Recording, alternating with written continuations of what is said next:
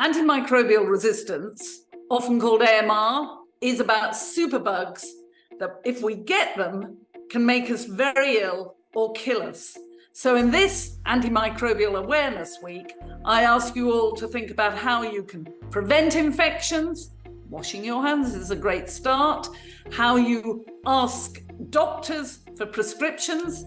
They don't work if you've got a virus. And how you help all of us move forward in Britain to save lives and across the world.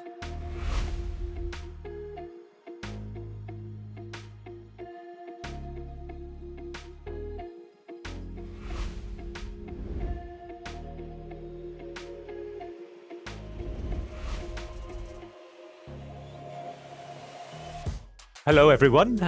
My name is David Jenkins. I'm a medical microbiologist at University Hospitals of Leicester and also the president of the British Society for Antimicrobial Chemotherapy.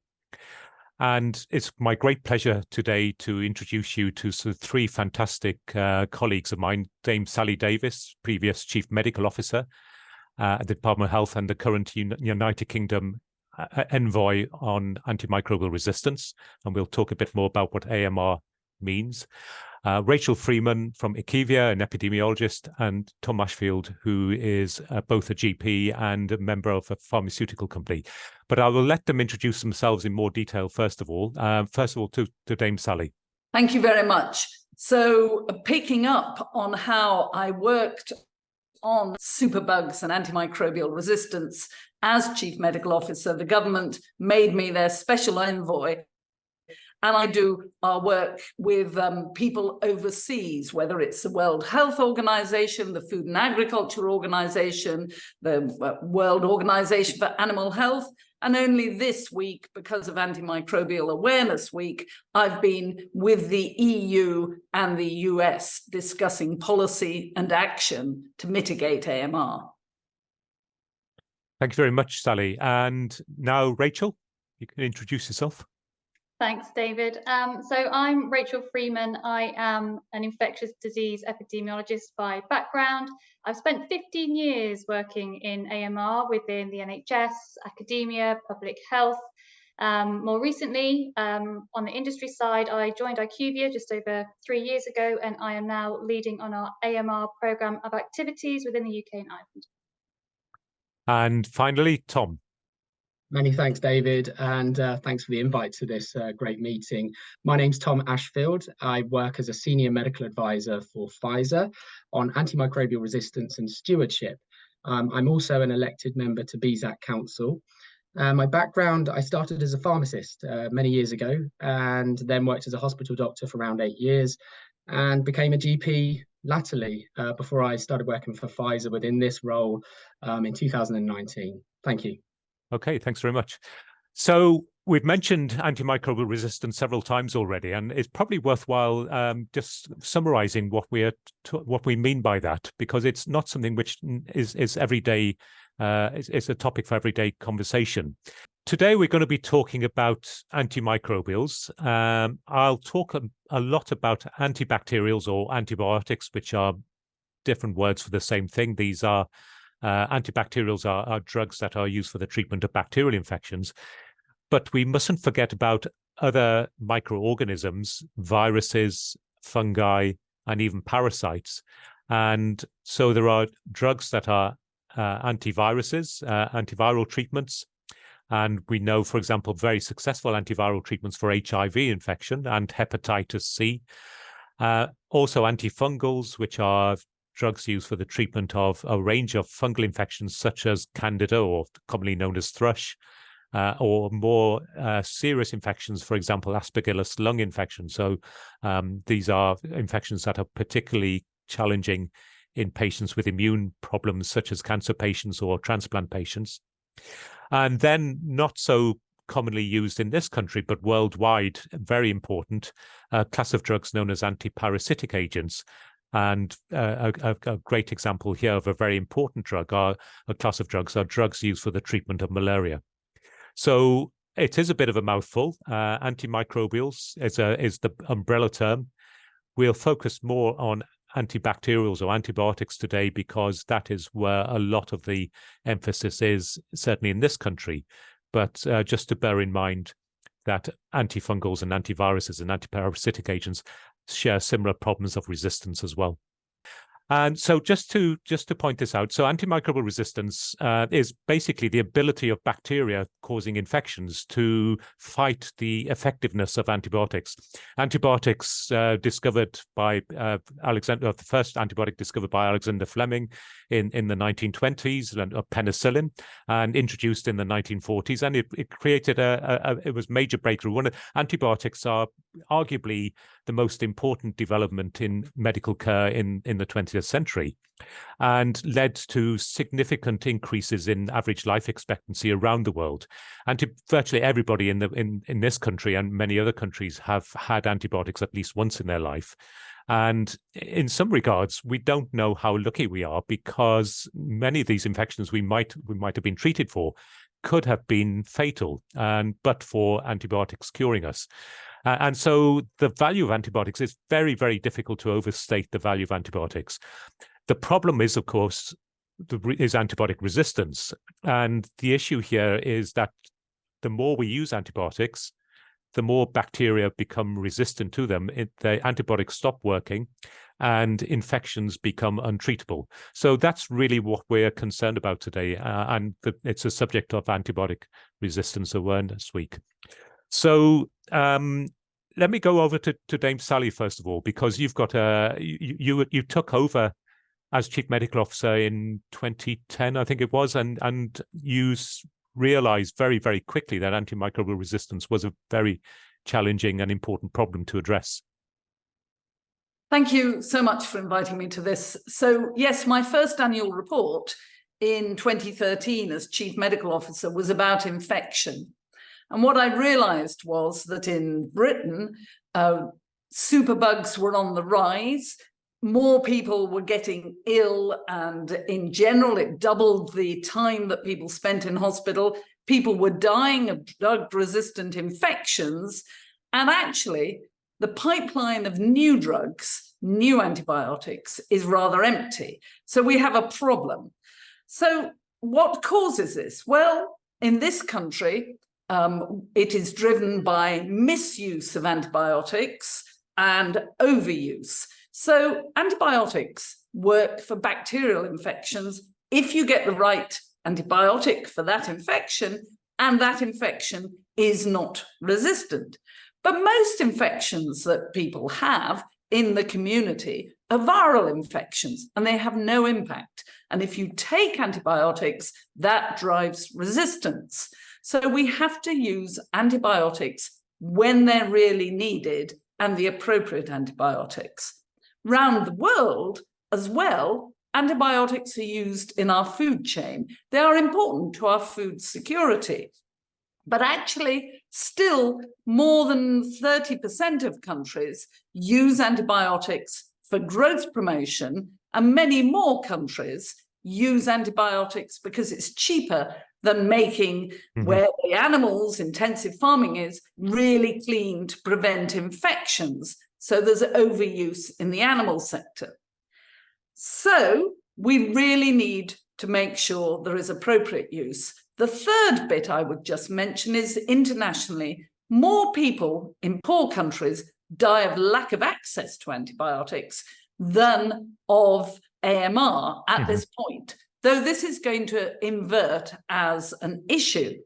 But many of them who do get antibiotics buy them from, little distributors in markets, and they might only buy one day at a time. And many of those, up to half, actually don't have enough antibiotic in them because they're counterfeit or falsified. And that again drives resistance, not having a full course of antibiotics or having inappropriate doses. So there are many drivers, but one thing's certain, we need to use antibiotics carefully and appropriately.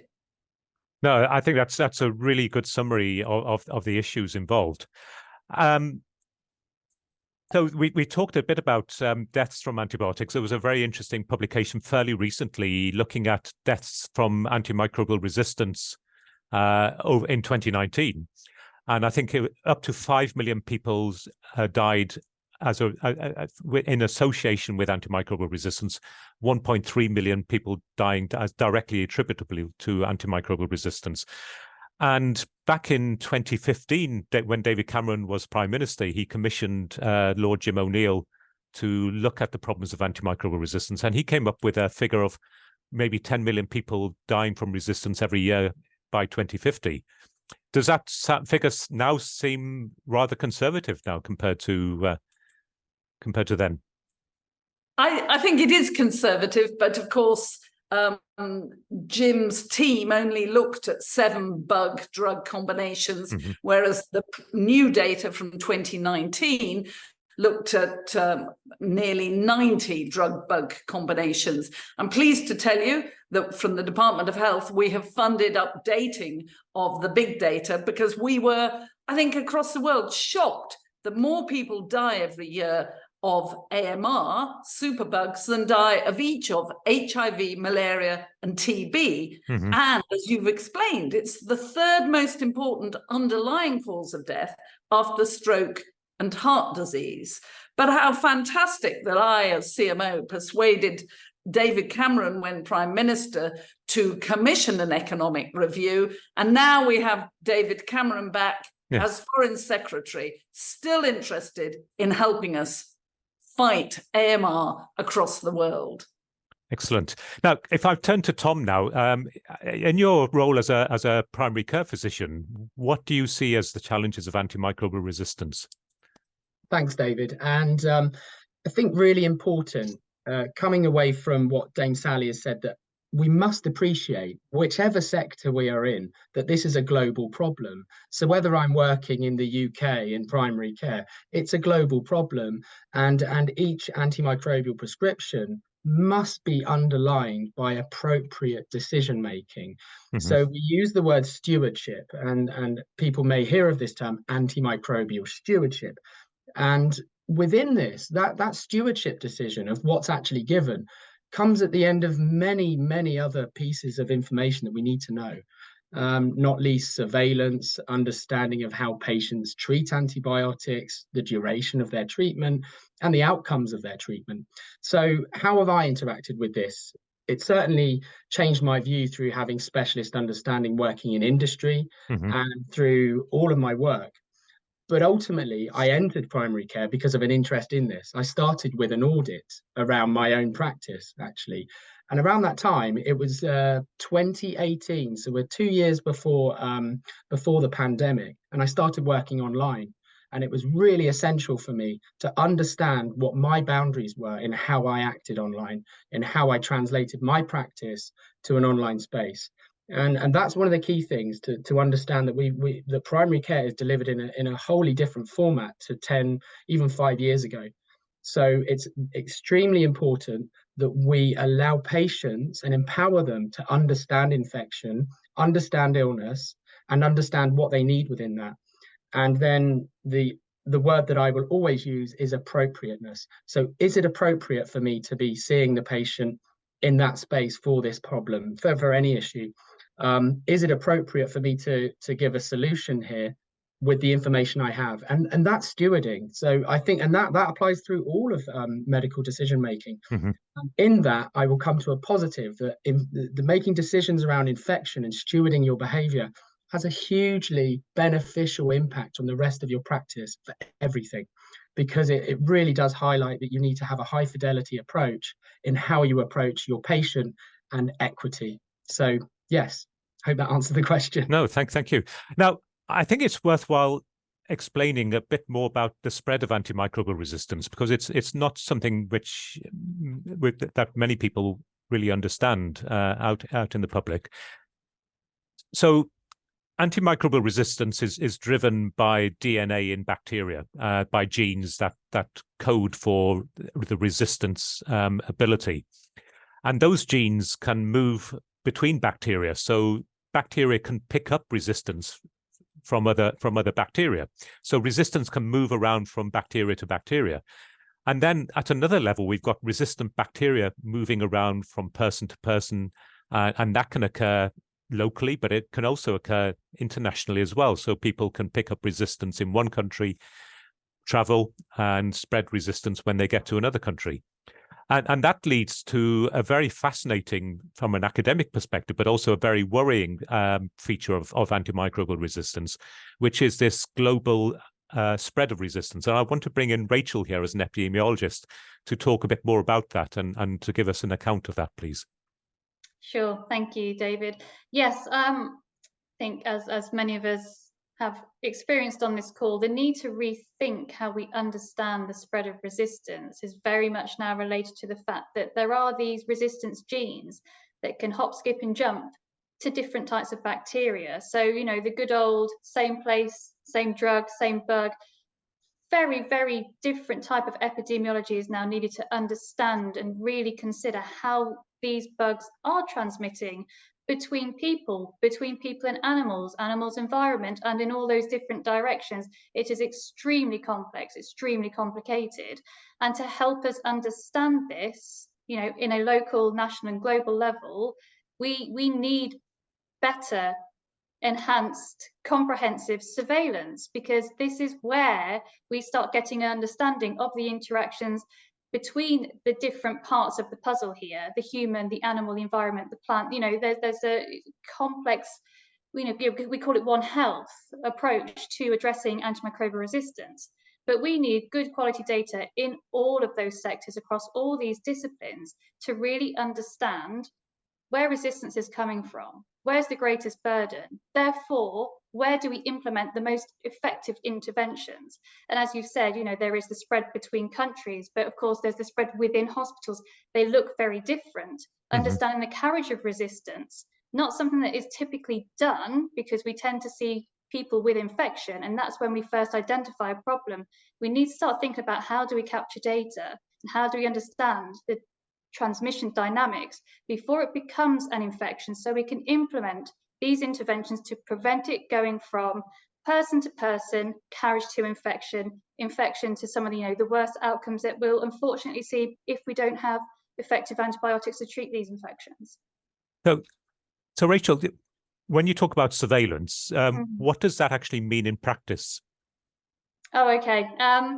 So that is capturing the right data at the right time, depending on the situation in which you're in. So, you know, within the UK, we have multiple different surveillance programs in operation to capture infections, to capture the identification of resistance. Of course, we introduced legislation back in 2020 that made it a legal requirement to report carbapenemase producers to the National Public Health Body. And that extended beyond just infection, but also carriage. You know, to have that additional detail will help us get interventions in place to prevent the infection before it becomes an infection. It's getting that information early enough to take effective action. And that's how we should always think of surveillance, capturing the data that we need to take effective action. That looks different depending on whether you're operating within a hospital or whether you're operating at a kind of global health level. Essentially, look at it as, what is the action I want to take? What is the data that I need to inform the relevant actions? So when you were talking about data, and you've distinguished between clinical data and laboratory data, and just to kind of elucidate that a bit further, antimicrobial resistance is really something which is in practice defined by laboratory tests. We grow bacteria in our laboratory and we test the ability of antibiotics to kill the bacteria on an agar plate. And that's something. It's mostly culture now, but there are also some more modern molecular tests that can pick up resistance genes without growing the organism, and they're very, very helpful indeed. But the microbiology laboratory is really at the heart of understanding resistance, certainly at a bacteria level. At a clinical level, you can see patients not responding to antibiotics, but that might be for other factors other than resistance. So when you are talking about global surveillance, it's really predicated on the presence and the distribution of medical microbiology laboratories around the world. And Sally, I mean, when we're talking about antimicrobial resistance at a global level, and surveillance. I know you've been concerned about this. Tell me what your experience or your understanding of a capacity to carry out surveillance is globally. So surveillance is, as we've heard, knowing what's going on so you can take action. And sadly, without labs, we're really hampered. And across the low and middle income countries, laboratories are very scarce. There are studies about how scarce, but what I want to tell you is there is a recognition globally of the need to do something. And actually, we from Britain have led the way with the Fleming Fund, which is official development assistance, spending 100 million so far, and phase 2 has been announced of 210 million, helping 24 countries develop their laboratories, develop their data, and also training people locally to be able to analyze and use that data and play leadership positions, because data's no good if you don't use it. Yeah, absolutely. And going back to Tom, I mentioned Jim O'Neill's review in 2015, 2016, and one of his recommendations is that all antibiotics by I think we may have passed it by now. I think it was 2020, or maybe I may have got that date wrong. But certainly his view was that all antibiotic prescriptions should be based on some kind of test. And where are we with that, do you think, Tom, in your practice, in your experience? Well, I like aspirations, and I think to move towards an approach of underlining medical approaches with evidence is so important. So that really is a great aspiration. Whether it was ever achievable is to be questioned. It's because it's difficult, and what it did do is shine a light on how complex this is.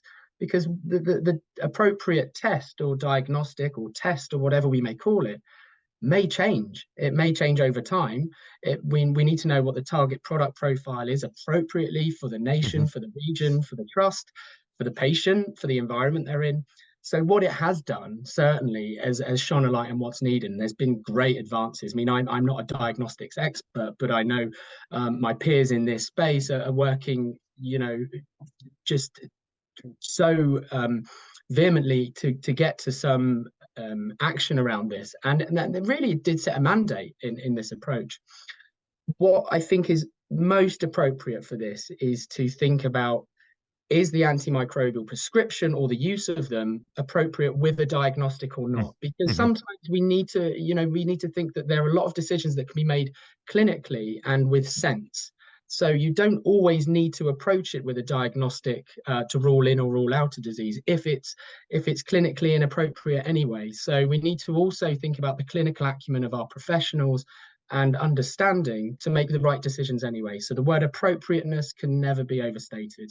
No, absolutely. Well, recent data in England or in the United Kingdom, I think around about 74% of antibiotics are prescribed in general practice. And I suspect that the vast majority of those antibiotic prescriptions are prescribed without the benefit of a specific microbiology test. So it is very much based on a clinical acumen there. And one of the reasons why, probably the major reason why so many antibiotics are prescribed without specific tests, is because microbiology tests are still very much based on 19th century technology of trying to grow the bacteria on an agar plate. And that necessarily is a bit like gardening. You can't speed up the growth of these bacteria. They take at least a day or two to grow up and to carry out the sensitivity tests.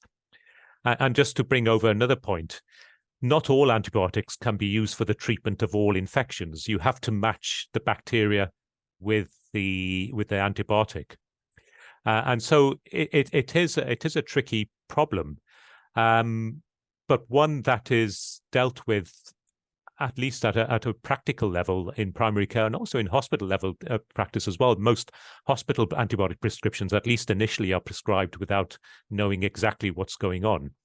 So we use this a guideline called a formulary. We have you match up the symptoms and the signs that the patient has, the likely organism, the likely resistance patterns. And that works for what we call empirical prescribing. So prescribing before we really know what the name of the bug and what it's sensitive to. But really, we need to underpin this with microbiology laboratory testing, so we keep an eye on what's going around. And when we do that, we see this evolving resistance. And Rachel, you mentioned about carbapenemase producing bacteria. And I think it's worthwhile just explaining a bit more detail what you mean by that, because this is a really worrying concept, isn't it? Yeah, it's the thing that worries me the most, and the thing that's driven me most in my career was when I first learned about carbapenemases. I mean, honestly, it was first MRSA. My initial role when I left uni was in a microbiology laboratory. So I have to say I did start in microbiology, and that's when I first learned about carbapenemase producers. And these are the things that I refer to as hop, skipping and jumping about. The fact that they can just go from, one bug to another and confer resistance. So they are resistant to some of our last line antibiotics, and not just our last line antibiotics. These little resistance mechanisms sit on what we call plasmids, and that's what they're skipping around on. And often these plasmids are already carrying genes that are resistant to other antibiotics. So, if I could kind of just take a step back from the focus on the microbiology and the complexity and need to understand that, as one element of the surveillance data. We've started talking about, in general practice, in actual practice, empirical prescribing, understanding that the resistance due to this particular type of mechanism varies, location, region to region. It's matching up what is the best antibiotic for that patient in that environment. And where we don't have these rapid diagnostics point of care, available at the moment, and I think it's what we should be looking to, and it should be part of the plan. What we do have in the UK and in some other countries, but not all, noting Dame Sally's previous point about the variation in surveillance data in microbiology laboratories, what we do have the benefit of in the UK is electronic systems that capture patient data that can be used to help in the first instance match up the right antibiotic with the potential infection that a patient's got. But as Tom has said, you have to first make the right clinical decision. This patient has an infection. There are tools available and tools on their way, and tools that should be on their way to support clinicians to make these difficult decisions. Identifying infection, you can do. Identifying it's bacterial, you kind of can do, but it's good to have these prompts and systems in place using data to inform that decision. Making the decision of which antibiotic, well, you need to know more about the patient history, the local epidemiology, and all of this is captured. It needs to be more available at that point of time of making a decision to prescribe. And that's both in general practice and in hospital practice. That is possible. And I think that is where we need to kind of focus some time and attention in parallel to the evolution of diagnostics to support that decision making. But we have so much data through, our fantastic NHS captures a lot of data. Yes. Is available in lots of different, it's about pulling it together, applying the right analysis to say, right, okay, I've got this patient, I'm confident it's a bacterial infection because of their history, because of these comorbidities, because of the previous antibiotics that have been prescribed, and because of the local epidemiology, which all feeds into this decision making. I can't ask someone to do that in their brain, but what we can do is we can ask systems to start presenting that data so that clinicians can make the most confident decisions, best decisions in a safe way about their prescribing. No, so you've covered quite a lot of ground there, so there's quite a lot to unpick. But so one thing I wanted to pick up, well, several things I want to pick up, but first things first, I wanted to pick up about rapid testing, and I want to bring Sally in here to mention the Longitude Prize. Yes, we established the Longitude Prize nearly 8 years ago, and said we were looking for rapid diagnostics to help in AMR. And we haven't yet been able to award it. There are some shoots, But I think maybe we put it too tight, the criteria, because we wanted it to be affordable and usable anywhere in the world and give an answer within an hour. But I think that just shows how difficult it is to make effective rapid diagnostics and how important the algorithm route is as well. But I haven't given up hope. I believe we'll get some rapid diagnostics over time. And part of this is a lack of understanding by people who provide the money of what is needed. You know, you don't have in cancer, well, you've got cancer, let's see if this cancer drug will work. And if it doesn't, we can try another cancer drug. We know that depending on the cancer, we choose the right regime. And yet, oh, you've got an infection. Maybe you should try this antibiotic or that antibiotic if it doesn't work. It's time we move to much more precision. And only when people understand that will they change the system so diagnostics are built in, they're cheap and usable. And then I do believe the scientists and manufacturers will deliver what we need. No, that's absolutely. Now, one thing we haven't mentioned here is that we talked about resistance, which is one side of the coin. The other side of the coin is the lack of new antibiotics in the 1970s, 1980s, and up until mid-1990s. There were fairly regular launches of new antibiotic classes. So when resistance developed, not to worry because there'd be a new antibiotic coming along which would solve it. However, the last antibiotic that has entered clinical practice, that as a new class, was discovered in 1987 actually. And since then, there's been very little progress. People talk about the pipeline drying up. So, Tom, can you tell us a bit more about that and what you think are the issues there? Yeah, indeed. Thanks, David, for picking up on this, because what it again shows is that infection is different and antimicrobials as drugs are different. So these are medicines that when they are used can actually encounter resistance when they're used in clinical practice, because as the bacteria or other pathogens evolve, they can start to overcome the actions of antimicrobials. So it's a difficult process. There have been examples where people have been developing these medicines, and within the development, resistance has been encountered. So very much highlights the difficulty in planning. Because this is a battle and raced against time, how do you understand the existential risk in 15 years? How do you understand what is needed then? And so there's been a lot of work around this space to overcome this. We have encountered increasing problems with resistance to pathogens that have been mentioned today, like by Rachel, with carbapenemase resistance mechanisms. And this becomes a real issue because some of the last lines of defense can't be used.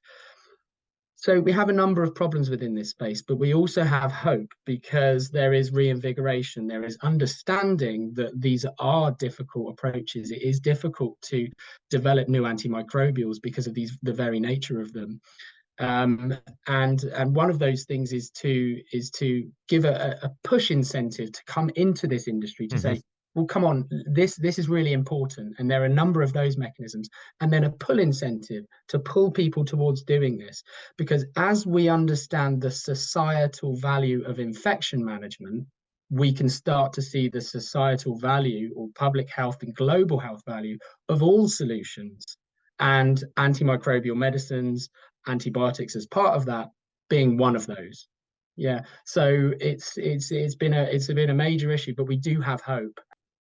So, Tom, you'll be aware that NHS England and NICE have been looking at developing new models of purchasing and commissioning antimicrobials for the NHS with a view to helping drive development of new antimicrobials, not just by big pharmaceutical companies, but also by small startups and spin-offs from various universities and so on. Could you tell us a few words about that from your perspective? Yeah, so this was something that launched between the Department of Health and Social Care, NICE, and NHS England, as initially a pilot. That was how it's touted. And one of the key things to get through, I guess, today as a message is that this has been called the subscription project, that sometimes touted as a Netflix model, sometimes as a delinkage model. Essentially, what's really important here is, I think, to bring it back to something really clear for people, is this is about value-based healthcare. So what is the value that an intervention gives to healthcare, to a problem, and then thinking about that value that it's providing rather than the volume that's used. And that's essential for antimicrobials, because we know that the increasing the volume used actually contributes to the problem. So how do you think about them, as John Rex states, as the fire extinguishers of medicine, so that you have to have a valid working fire extinguisher in your room for what's going to happen. You have to keep it working, and you have to update it and replace it when you need it. And that's the way to really distill this down, that you must value it in that way. And I mean value in the wide, so there must be a civic and societal value around that. And I think that really underpins when people then think about more economic factors around value, because until you can understand this as a value proposition and an existential threat, just like we have had with climate change and then development, it's very much more akin to that than anything else. And I would say this reform, this is a forward step in reform in our approach to antimicrobials. And I would say that this is something we can see the rest of the world taking up. Hopefully this is a model that is attractive to them. And as we see the world come into this and approach this as a global problem, we can see it as something that can approach a solution. It's an interesting concept. It goes back at least as far as Adam Smith and The Wealth of Nations, so 1776, where he talked about the diamond water paradox. You know, you need water to survive, but it costs virtually nothing, whereas diamonds are very expensive, but generally rather useless. Antibiotics are incredibly important for health, and I'll talk a little bit more about that, the extent of that. But we don't put enough value on them. I think in that case we undervalue the antibiotics because they're seen as so cheap. I just want you, Sally, to bring you in here, because we probably haven't emphasized enough how important antibiotics are to supporting healthcare generally. Thank you. Let me also say, on the subscription mechanism, pharma believe this could really invigorate the pipeline. So it's important. Britain has led the way with our political leadership and the technical work, particularly from NICE and others. And we are working through the G7 finance ministers. So Japan now has a pilot. The European Union has promised to do something, and they're talking about a similar pull mechanism with transferable vouchers. And we're working with all the big countries. So I hope that we really can unblock this. It's important that we recognize that antimicrobials, whether they're antibiotics that we're focusing on today, but antifungals, antivirals, are actually underpinning all of modern medicine and therefore our healthcare. You know, you can't imagine cesarean sections without the protection of antibiotics, replacement hips, bone marrow transplants, and modern cancer treatments would not be possible without them. So one way of looking at antibiotics and antimicrobials is that they're global goods. Some economists call them global commons, but they need to be available and protected. They're also essential to food security. And as I have explained, that they're overused by many people in the food chain. But actually in Britain, we should highlight how well our food producers have done voluntarily. So they've reduced use since 2014 by 59%. Over 90% in poultry, who have great surveillance and data collection.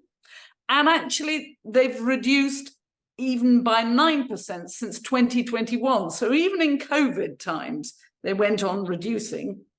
And the critically important medical antibiotics have reduced by 82%. So compare us to other major food-producing nations, we have really pretty low usage. And I want to congratulate all our farmers on that. Mm-hmm. So antibiotics, anti-infectives are essential for health systems, our health, our NHS, and all of us, not only for good health of humans, but food security and good health of animals, fish, plants. So I think we need to wrap up now. So I just want to ask one question of you, Dame Sally. Are politicians, in your experience, are they aware of the challenges of AMR? And what can clinicians and organisations like the British Society for Antimicrobial Chemotherapy, what can we do to help inform policymakers recognise what they can add to the discussion, in particular things like socio-economic determinants of resistance, both within this country but globally as well?